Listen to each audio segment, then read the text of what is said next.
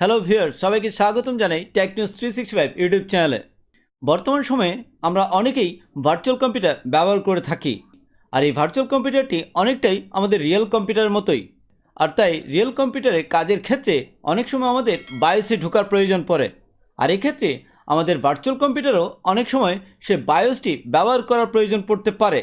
আর সেক্ষেত্রে আপনারা কীভাবে একটি ভার্চুয়াল কম্পিউটারের বায়োস অ্যাক্সেস করবেন সেই পদ্ধতিটুকুই দেখানোর চেষ্টা করব আজকের আমাদের এই ভিডিওটির মাধ্যমে। তাই যারা আপনারা এই বিষয়টি জেনে রাখতে চান তারা অবশ্যই আজকের এই ভিডিওটি কেউ মিস করবেন না।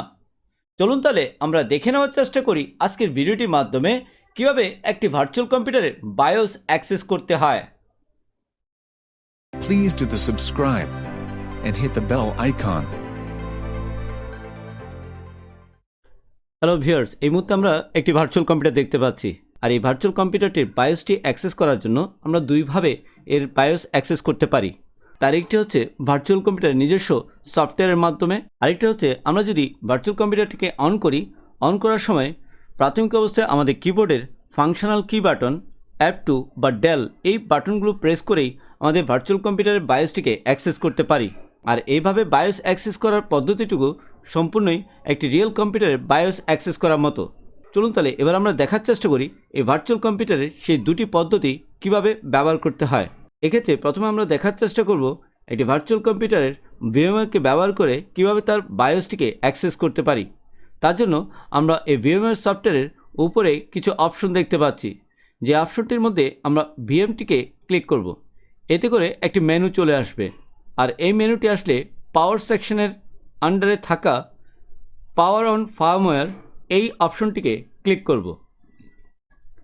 এই অপশনটিকে ক্লিক করলেই সরাসরি ভার্চুয়াল কম্পিউটারে বায়োসে ঢুকে যাবে, এবং এরপর আপনি এই বায়োসের যে পরিবর্তনটুকু আপনি করতে চান সেই অনুযায়ী কিবোর্ড থেকে সেই পরিবর্তনটুকু করে আপনার বায়োসের সেটিংটুকুকে পরিবর্তন করতে পারেন।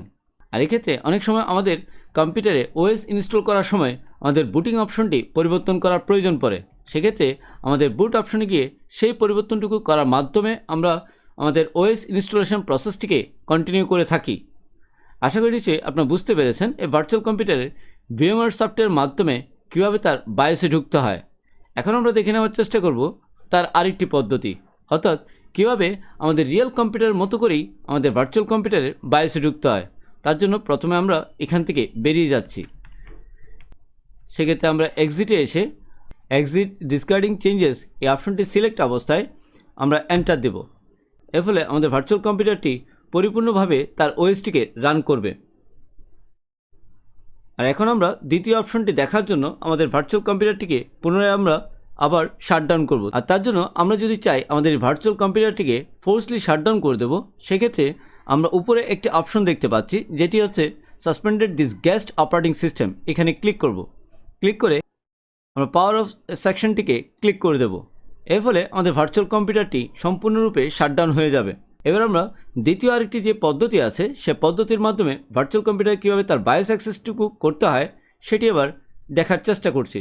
তার জন্য পুনরায় এই ভার্চুয়াল কম্পিউটারটিকে আমরা অন করব। ক্লিক করার পর আমরা F2 বাটনে প্রেস করতে থাকব আমাদের কিবোর্ডের মাধ্যমে।